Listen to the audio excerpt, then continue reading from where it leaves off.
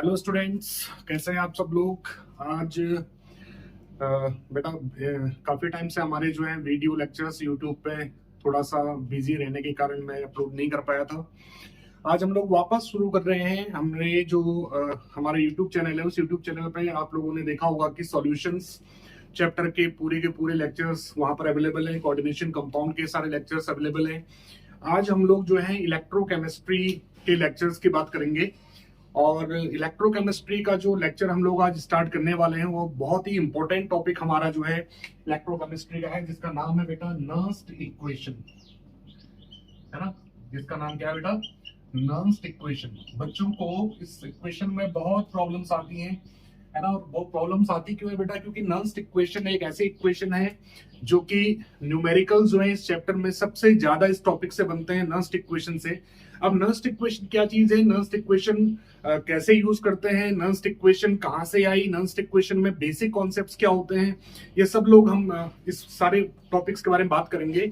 इसमें थोड़ा सा आप लोगों को क्या है बेटा कि 10th क्लास के और आपके 11th क्लास के कुछ कॉन्सेप्ट काम में आएंगे। तो 10th क्लास के और 11th क्लास के जो कॉन्सेप्ट काम में आएंगे वो मैं उससे आपको यहाँ पर रिपीट करूंगा उन चीजों को, है ना। लेकिन आप देखेंगे कि भी 10th क्लास में जो हमने छोटी मोटी चीजें पढ़ी थी, 11th क्लास में जो हमने कॉन्सेप्ट पढ़े थे, वो सारे अप्लाई होकर के हमारी नर्स्ट इक्वेशन बनती है।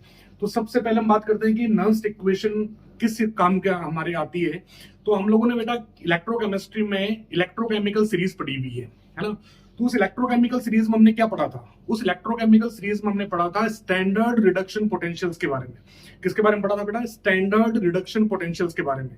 अब जो स्टैंडर्ड रिडक्शन पोटेंशियल हम लोग निकालते हैं वो स्टैंडर्ड कंडीशंस में होते हैं। स्टैंडर्ड कंडीशंस का मतलब क्या होगा कि जब हमारे पास टेम्परेचर 298 केल्विन होता है, जब हमारे पास प्रेशर 1 एटमॉस्फेरिक प्रेशर होता है, जब हमारे पास जो कंसंट्रेशन है वो 1 m गिवन होती है ना। तो ये जो कंडीशंस होती है इनको स्टैंडर्ड कंडीशंस कहते हैं। तो टेम्परेचर 298 केल्विन हो, प्रेशर 1 एटमॉस्फेरिक प्रेशर हो और कंसंट्रेशन अगर 1 m गिवन हो, तो उसका जो पोटेंशियल निकलेगा that will be standard reduction potential. और वो जो स्टैंडर्ड रिडक्शन पोटेंशियल उसको निकालने के लिए आपको सिंपली क्या करना है, इलेक्ट्रोकेमिकल सीरीज यूज करनी है। क्योंकि इलेक्ट्रोकेमिकल सीरीज में जो वैल्यूज गिवन है दे आर कांस्टेंट, वो कभी चेंज नहीं होती है क्योंकि वो स्टैंडर्ड कंडीशंस में है। लेकिन बात आती है कि अगर हमारे पास नॉन स्टैंडर्ड कंडीशंस हो, यानी नॉन स्टैंडर्ड कंडीशंस होने का मतलब क्या हुआ कि जब हमारे पास टेम्परेचर 298 केल्विन ना हो, जब हमारे पास प्रेशर 1 एटमॉस्फेरिक प्रेशर ना हो, कुछ और गिवन हो, या फिर हमारे पास कंसंट्रेशन 1 m ना गिवन हो, कुछ और गिवन हो, तो हम इलेक्ट्रोड पोटेंशियल को या हम बोलें कि ईएमएफ को कैसे कैलकुलेट करेंगे। तो उसके लिए नर्स्ट इक्वेशन यूज में आती है। तो सबसे पहले तो ये माइंड में क्लियर होना चाहिए कि नर्स्ट इक्वेशन हम लोग क्यों यूज करते हैं। तो नर्स्ट इक्वेशन क्यों यूज करते हैं बेटा, इसमें सबसे सिंपल बात क्या ध्यान रखिए हमने को कि नर्स्ट इक्वेशन हम यूज करते हैं किस चीज के लिए, to calculate the potential at non standard conditions, to calculate the potential at non-standard conditions।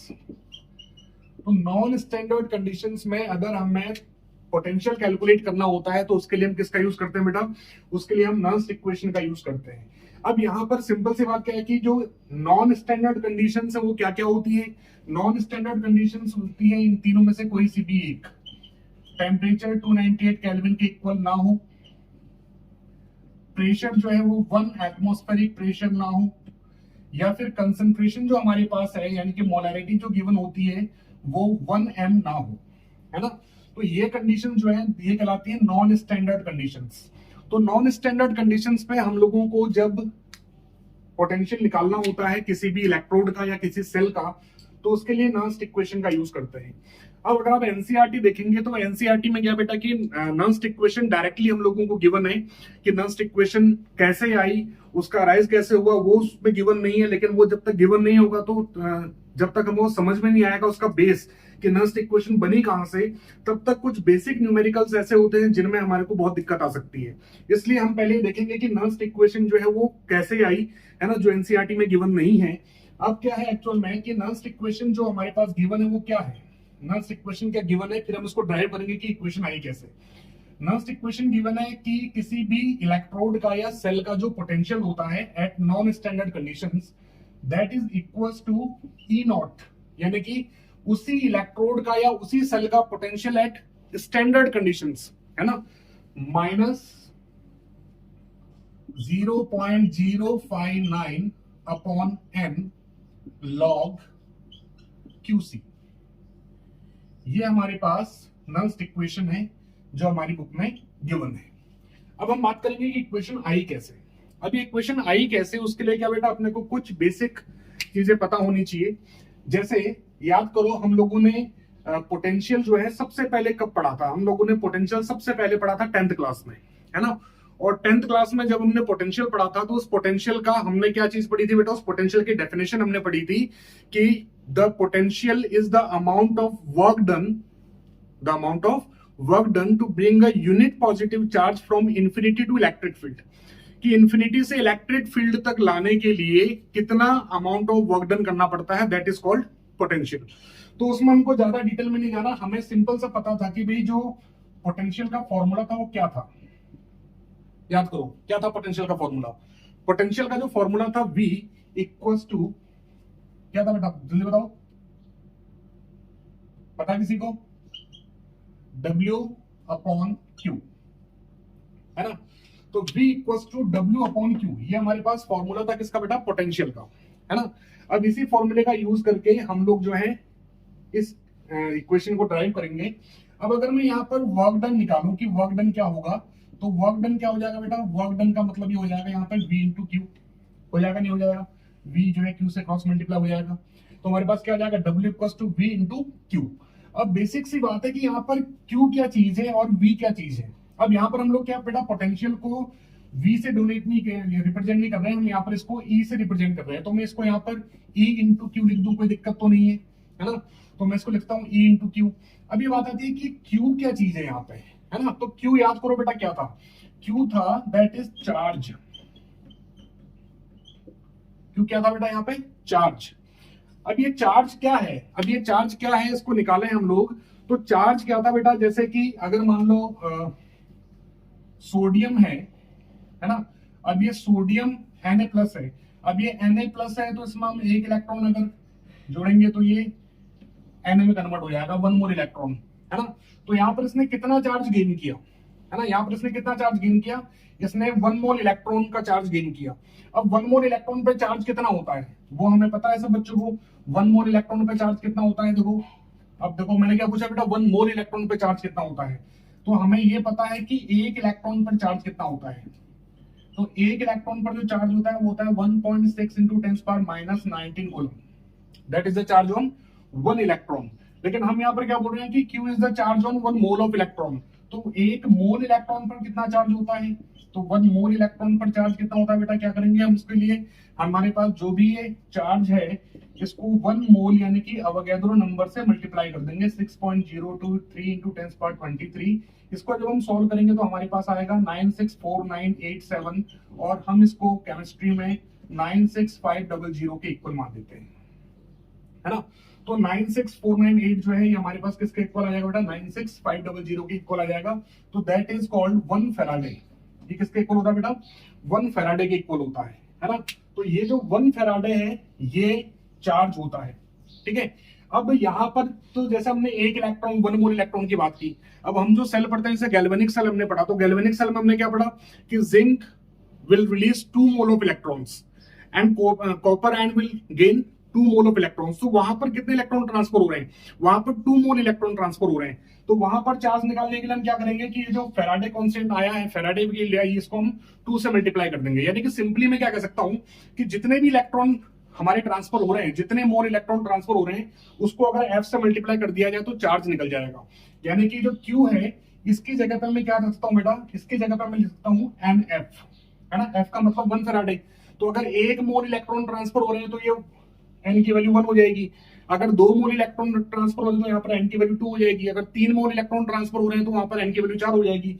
यानी कि मैं Q की जगह क्या रख सकता हूं, मैं Q की जगह रख सकता हूं NF, है ना। तो यहां पर हमारे पास क्या आ जाएगा बेटा, Q की जगह क्या आ जाएगा हमारे पास, Q की जगह हमारे पास आ जाएगा NF। बात समझ में आ रही है क्या, है ना। तो हमारे पास W इक्वल्स टू क्या आ गया बेटा, ENF। इसको मैं लिख सकता हूं W इक्वल्स टू NFE, कोई दिक्कत वाली बात नहीं है, है ना। तो W इक्वल्स टू NFE। अब याद करो थोड़ा सा, अब हम आते हैं जो थर्मोडायनेमिक्स हमने एक चैप्टर पढ़ा था, है ना।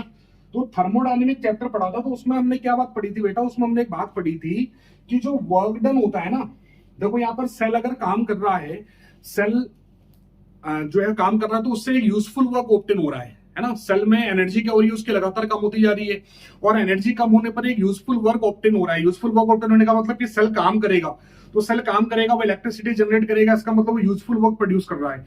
तो याद करो हमने क्या पढ़ा था कि यूजफुल वर्क जो प्रोड्यूस होता है वो गिब्स एनर्जी के इक्वल होता है ना। हम लोगों ने 11th क्लास में गिब्स फ्री एनर्जी पढ़ी थी।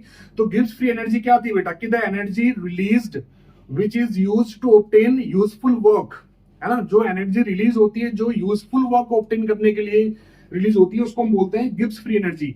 तो W जो है ना, वो यहाँ पर किसके इक्वल हो जाएगा बेटा, ये गिब्स फ्री एनर्जी यानी डेल्टा जी के इक्वल हो जाएगा। अब यहाँ पर क्या हो रहा है, एनर्जी रिलीज हो रही है, तो रिलीज हो रही है तो यहाँ पर जो एनर्जी है वो माइनस में आएगी, यानी कि डेल्टा जी जो है हमारे पास किसके इक्वल आ जाएगा, NFE के इक्वल आ जाएगा। तो डेल्टा जी हमारे पास किसके इक्वल आ गया बेटा, NFE के इक्वल आ गया। बहुत सिंपल है ना। अब ये हमारे पास इक्वेशन आ गई, delta G equals to minus NFE। ये इक्वेशन भी हमारे बहुत कम आएगी न्यूमेरिकल्स में। अब दूसरी बात हमें क्या ध्यान रखनी है कि डेल्टा अगर हमारे पास स्टैंडर्ड कंडीशंस गिवन हो, है ना, तो स्टैंडर्ड कंडीशंस गिवन हो तो डेल्टा जी भी क्या हो जाएगा बेटा, डेल्टा जी नॉट यानी कि स्टैंडर्ड पोटेंशियल हो जाएगा, सॉरी स्टैंडर्ड गिब्स एनर्जी हो जाएगी। तो स्टैंडर्ड कंडीशंस में डेल्टा जी नॉट किसके इक्वल आएगा, ये आएगा माइनस NFE नॉट के, है ना। तो वहां पर हम क्या कर रहे हैं बेटा, वहां पर delta G naught equal to हमने क्या रख दिया, NFE नॉट। तो हमारे पास दो इक्वेशन आ गई, एक तो गिब्स फ्री एनर्जी और एक स्टैंडर्ड गिब्स फ्री एनर्जी। तो गिब्स फ्री एनर्जी हम लोगों ने कब निकाली, गिब्स फ्री एनर्जी हम लोगों ने निकाली जब हमारे पास नॉन स्टैंडर्ड कंडीशंस थी, और स्टैंडर्ड गिब्स फ्री एनर्जी हम लोगों ने कब निकाली, जब हमारे पास स्टैंडर्ड कंडीशंस थी। अब इस इक्वेशन का यूज करेंगे हम आगे, कैसे यूज करेंगे देखो। अभी डेल्टा जी का बेटा हमने एक और फॉर्मूला पढ़ा था 11th क्लास में ही, अगर ध्यान हो तो, है ना। वो फॉर्मूला क्या था, किसी को याद है क्या, delta G equals to delta G naught plus RT log QC। याद है क्या, है ना। अब कोई बच्चा बोलेगा बोले नहीं हमको तो नहीं पता, तो ऐसा बोलना ही नहीं है। अब हमको पता पड़ चुका है कि delta G equals to delta G naught plus RT log QC के इक्वल होता है। अब यहाँ पर कौन कौन सी चीजें क्या क्या है, डेल्टा जी क्या चीज है, delta G is Gibbs free energy. Delta G naught क्या है, delta G naught is standard Gibbs free energy. R क्या चीज है बेटा, आर यहाँ पर है गैस कांस्टेंट, सबको पता है ना। आर क्या चीज है बेटा, गैस कांस्टेंट। और इस आर की वैल्यू कितनी होती है, आर जो है गैस कांस्टेंट है, इसकी वैल्यू कितनी होती है 8.314 जूल पर केल्विन, ठीक है। टी क्या होता है, टी यहाँ पर क्या बेटा कैपिटल टी है, तो कैपिटल टी हम लोगों ने पढ़ा था कि कैपिटल टी जो होता है that is temperature in kelvins, that is also called absolute temperature. तो यहाँ पर जो कैपिटल टी हमारे पास है वो एब्सोल्यूट टेम्परेचर है, यानी कि टेम्परेचर इन केल्विन्स है। लॉग QC, यहाँ पर QC क्या चीज है बेटा, ये QC भी हम लोगों ने पढ़ा था कि अगर मान लो हमारे पास कोई रिएक्शन है, सपोज कोई रिएक्शन है A plus B gives rise to C plus D। अब इसमें अगर हमारे पास डबल एडेड एरो लगा हुआ है, तो डबल एडेड एरो अगर लगा हुआ है तो इसका मतलब कि रिएक्शन जो है रिवर्सिबल है और ये इक्विलिब्रियम में है। तो इक्विलिब्रियम में, तो यहाँ पर याद करो हम लोगों ने इक्विलिब्रियम कांस्टेंट पढ़ा था Kc, है ना। तो उस Kc की वैल्यू हम लोग कैसे निकालते हैं, उस Kc की वैल्यू हम लोग निकालते हैं concentration of products, molar concentration of products divided by molar concentration of reactants, ठीक है। लेकिन इसी इक्वेशन में अगर हमारे पास यहाँ पर डबल एडेड एरो नहीं लगा हुआ हो, यहाँ पर सिंगल एडेड एरो लगा हुआ हो, है ना। सिंगल एडेड एरो लगा हुआ मतलब कि हमारे पास A plus B gives rise to C plus D, इस तरह से गिवन हो, तो वहां पर क्या हो रहा है A plus B C plus D बना रहा है। इसका मतलब क्या हुआ कि यहाँ पर जो रिएक्शन है ना वो इरिवर्सिबल है। इसका मतलब यहाँ पे इक्विलिब्रियम कभी नहीं आएगा, और इक्विलिब्रियम नहीं जहां पर आएगा तो वहां पर Kc की जगह पे हम लोग QC का यूज करते हैं।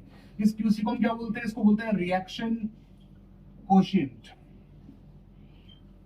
है ना। तो इक्विलिब्रियम कांस्टेंट की जगह पे QC लिख दिया जाता है, कब, जब हमारे पास रिएक्शन इरिवर्सिबल हो। इरिवर्सिबल होने का मतलब क्या हुआ कि वहां पर रिएक्टेंट से प्रोडक्ट बन रहा हो लेकिन प्रोडक्ट से वापस रिएक्टेंट ऑब्टेन नहीं हो रहे हो, तो वहां पर QC हम लोगों को यूज करना है। लेकिन अगर हमें डबल एडेड एरो लिखा हुआ दिख जाए तो QC की जगह पे हमें Kc लिखना है ना।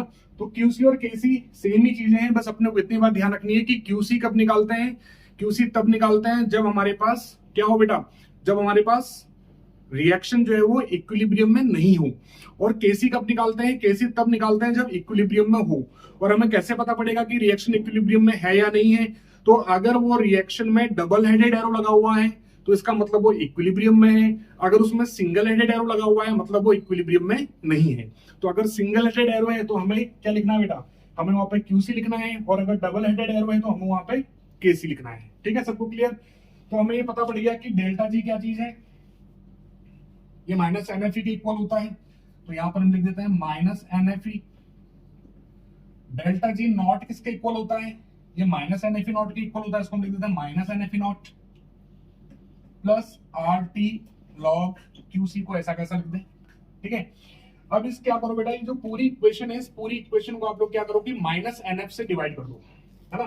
पूरी इक्वेशन को हम क्या करेंगे बेटा? माइनस एनएफ से डिवाइड कर देंगे। तो अगर हम पूरी इक्वेशन को माइनस एनएफ से डिवाइड कर देंगे तो ये आ जाएगा तुम्हारा माइनस एनएफ ई, सॉरी एनएफ से डिवाइड करना है, यहाँ पर भी आ जाएगा माइनस एनएफ। ठीक है, तो ये माइनस का एनएफ से माइनस का एनएफ कैंसिल, ये माइनस एनएफ से माइनस एनएफ कैंसिल। हमारे पास क्या बचेगा? हमारे पास बचेगा E equals to E naught plus, अब ये माइनस का साइन था यहाँ पर तो यहाँ पर माइनस आ जाएगा, क्या आ जाएगा? R T log Q C upon M F. ठीक है, अब आप लोग क्या करोगे? इन सबकी वैल्यूज यहाँ पर पुट कर दो। वैल्यूज पुट करने का मतलब क्या हुआ कि आर की वैल्यू हम लोगों ने निकाल ली 8.314 होती है ना। टी, अब यहाँ टी याद रखना बेटा कि नॉर्मली हम जितने भी सेल वर्क करते हैं वो सारे के सारे रूम टेम्परेचर पे वर्क करते हैं। और रूम टेम्परेचर हम लोग स्टैंडर्ड मानते हैं कितना? 298 केल्विन। अगर 298 नहीं दिया हो तो आप लोग इसी इक्वेशन को यूज करेंगे। लेकिन ज्यादातर 99% जो होता है, जो सेल वर्क करता है, वो 298 केल्विन पे ही हमारे को कंडीशंस गिवन होती हैं। तो यहाँ पर आप टी की जगह पे 298 केल्विन रख दें। टी की जगह पे कितना रख दें बेटा? 298 केल्विन। ठीक है, और एफ की वैल्यू क्या होती है? कुछ देर पहले हम लोगों ने डिस्कस किया था। एफ की वैल्यू कितनी होती है? 96500, है ना। और लॉग क्यूसी को ऐसा कैसा रहने दें, तो हमारे पास क्या जाएगा? देखो, और एक और चीज बता देते हैं बेटा, ये जो एलएन है ये नेचुरल लॉग है। एलएन क्या होता है बेटा? Natural log. इस नेचुरल लॉग को जब हम सिंपल लॉग में कन्वर्ट करते हैं तो हमें याद रखना है, ये आगे भी हमारे पास काम में आएगा, कि जब हम सिंपल लॉग को, नेचुरल लॉग को सिंपल लॉग में कन्वर्ट करेंगे तो उसकी जगह आ जाएगा 2.303 लॉग। क्या आ जाएगा बेटा? 2.303 लॉग। अब n की वैल्यू चेंज हो सकती है, वो डिपेंड करता है कि सेल में कितने इलेक्ट्रॉन्स ट्रांसफर हो रहे हैं। तो यहाँ पर हमारे पास ये सारी वैल्यू जब हम पुट कर देंगे तो क्या आ जाएगा? E equals to E naught minus R की जगह हम लोगों ने क्या रखना है? 8.314 इंटू टी की जगह हम लोगों ने क्या रखना है? 298 केल्विन अपॉन n की जगह तो n ही रहेगा, है ना। f की जगह क्या आ जाएगा? 96500। ठीक है, और ये log QC इसको हमने सॉल्व कर लिया तो इसको हम क्या लिख देंगे? 2.303 log QC। इस पूरे को जब आप लोग सॉल्व करोगे, है ना, ये जो जितनी वैल्यूज गिवन है पूरे को जब आप सॉल्व करोगे तो अपने पास जो आंसर आएगा वो आंसर आएगा E not minus 0.059 upon n log QC। यही हमारे पास एक क्वेश्चन थी, E equals to E naught minus 0.059 log QC। तो इस तरह से क्या है कि ये नल्स इक्वेशन का डेरिवेशन हमारे पास आ गया कि E जो है वो किसके इक्वल होता है बेटा?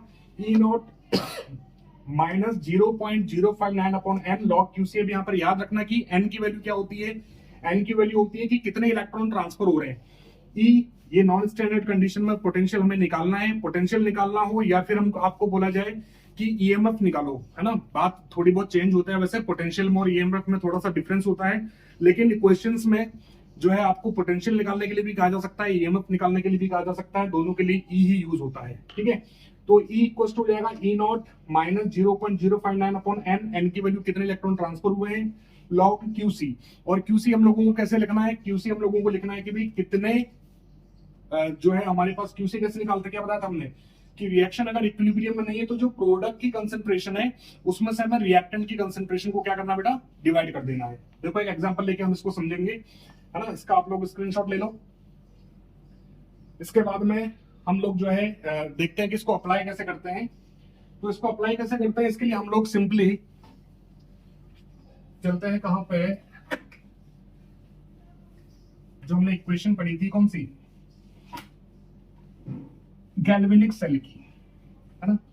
तो गैल्वेनिक सेल में क्या रिएक्शंस होती है बेटा, गैल्वेनिक सेल में क्या रिएक्शंस होती है, गैल्वेनिक सेल में रिएक्शन जो होती है कुछ इस तरह से होती है। पहले इसको रिप्रेजेंट कैसे करते हैं, Zn+2, है ना, फिर उसके बाद में सॉल्ट ब्रिज के बाद में Cu+2 कन्वर्ट्स इनटू Cu, ठीक है। तो यहाँ पर रिएक्शंस क्या क्या होती हैं, यहाँ पर रिएक्शंस होती है कि Zn will release 2 mole of electrons to produce Zn+2। कहां पर होती है रिएक्शन, ये होती है एट एनोड, रिएक्शन होती है एनोड पे, ठीक है। दूसरा Cu2+, ये क्या करेगा, it will gain 2 mole of electrons and reduce into Cu। ये रिएक्शन कहां पर होती है, ये रिएक्शन होती है कहां पर बेटा, ये रिएक्शन होती है कैथोड पे, ये रिएक्शन कहां पर होती है, ये रिएक्शन होती है कैथोड पे, ठीक है। अब इन दोनों को अगर हम मिलाकर लिखते हैं तो नेट सेल रिएक्शन निकल जाएगी, है कि नहीं। तो 2 इलेक्ट्रॉन से 2 इलेक्ट्रॉन कैंसिल हो जाएंगे, बचेगा क्या हमारे पास, Zn+Cu+2 gives rise to Zn+2 plus Cu। तो ये हमारे पास रिएक्टेंट्स हो गए, ये हमारे पास प्रोडक्ट्स हो गए, है ना। तो हम इसको अप्लाई कैसे करेंगे, जैसे हमारे को इसके लिए नेक्स्ट इक्वेशन अप्लाई करनी है, तो E cell equals to E naught cell minus 0.059 upon n की वैल्यू यहाँ पर क्या आ जाएगी बेटा, देखो यहाँ पर 2 मोल इलेक्ट्रॉन्स जिंक रिलीज कर रहा है, 2 मोल इलेक्ट्रॉन्स कॉपर आयन गेन कर रहे हैं, तो यहाँ पर n की वैल्यू कितनी आ जाएगी 2। तो यहाँ पर क्या आ गया 0.059 अपॉन 2, फिर आगे क्या आ जाएगा log QC। अब QC कैसे निकालते हैं हम लोग, QC कैसे निकालते हैं बेटा, QC निकालने का सिंपल तरीका हमने क्या पढ़ा था कि जो प्रोडक्ट है उसकी कंसेंट्रेशन यानी Zn+2 आयन की कंसेंट्रेशन इनटू कॉपर मेटल की कंसेंट्रेशन अपॉन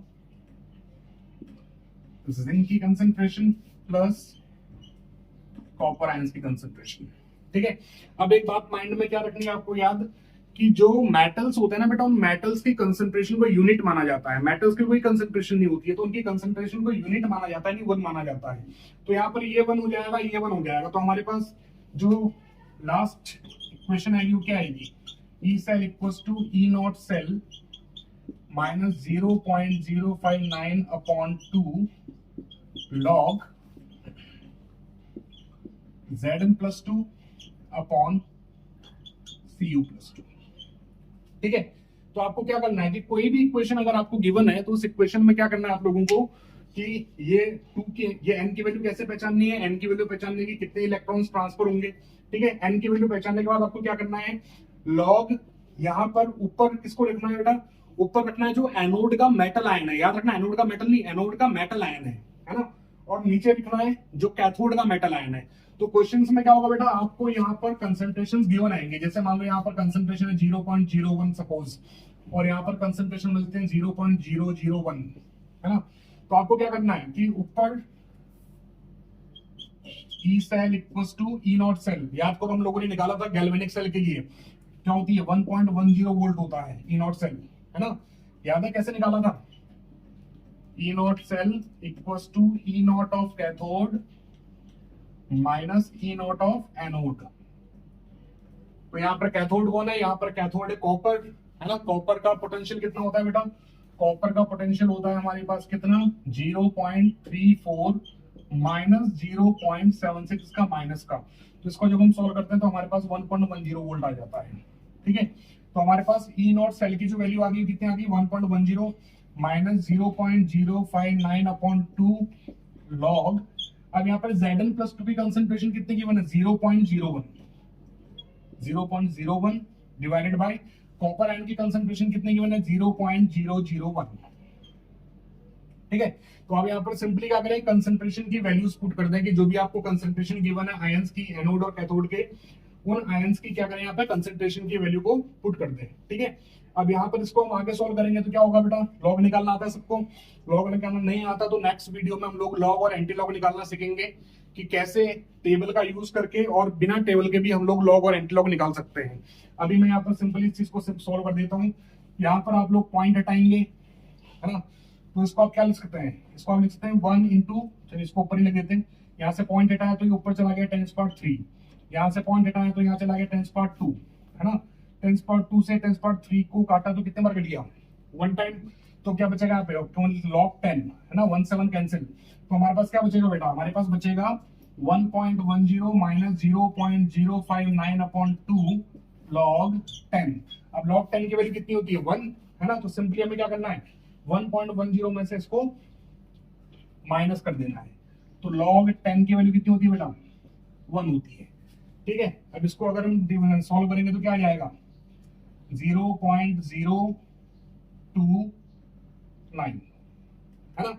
अब 1.10 में से 0.029 को माइनस कर दो तो हमारे पास आंसर आ जाएगा। क्या आंसर आ जाएगा 1.10 में से हम क्या करेंगे बेटा 0.29 को माइनस कर देंगे तो क्या आ जाएगा हमारे पास, यहाँ पर आ गया 1, यहाँ पर क्या आ जाएगा बेटा, यहाँ पर आ जाएगा 8, ठीक है, और यहाँ पर आ जाएगा 0।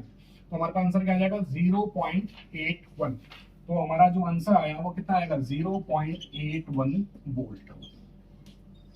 समझ गए बात को, ठीक है। तो ये जो है इस तरह से हम लोग नर्स्ट इक्वेशन को गैल्वेनिक सेल में यूज कर सकते हैं और बाकी सारे सेल्स के अंदर भी यूज कर सकते हैं। आपको सिंपली क्या ध्यान रखना है नर्स्ट इक्वेशन, है ना। नर्स्ट इक्वेशन कैसे है, इसमें हमने 3 फॉर्मूले बहुत इंपॉर्टेंट पढ़े। एक फॉर्मूला हमने पढ़ा delta G equals to minus NFE, एक फॉर्मूला हमने पढ़ा है delta G equals to minus delta G not equals to minus NFE not. ये दोनों भी न्यूमेरिकल्स में बहुत काम आते हैं, ठीक है। और एन की वैल्यू कैसे निकालते हैं हमने बता दिया, कितने इलेक्ट्रॉन्स ट्रांसफर हो रहे हैं, ठीक है। और लॉग के आगे Z किसकी कंसंट्रेशन ऊपर रखनी है बेटा प्रोडक्ट के आयन की, और किसकी कंसंट्रेशन को नीचे रखना है जिंक आयंस की, ठीक है। तो सॉरी रिएक्टेंट के आयंस की, ठीक। तो इस तरह से हम लोग क्या क्या निकाल सकते हैं बेटा नर्स्ट इक्वेशन को सॉल्व कर सकते हैं। तो आपके एनसीईआरटी में बहुत सारे क्वेश्चन इसके दिए हुए हैं, ठीक है, एक्सरसाइज में भी और इन टेक्स्ट और सॉल्व एग्जांपल्स में भी। तो उन क्वेश्चंस को आप लोग सॉल्व करें और अगर कोई प्रॉब्लम आती है तो कमेंट में आप लोग छोड़ सकते हैं, ठीक है। उस प्रॉब्लम को हम लोग नेक्स्ट क्लास में डिस्कस कर लेंगे।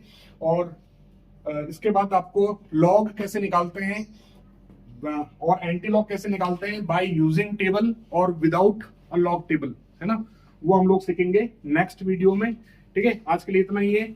और जिन लोगों ने अभी तक सब्सक्राइब नहीं किया है उनसे रिक्वेस्ट है कि सब्सक्राइब करें और लाइक का बटन जरूर दबाएं, ठीक है बेटा।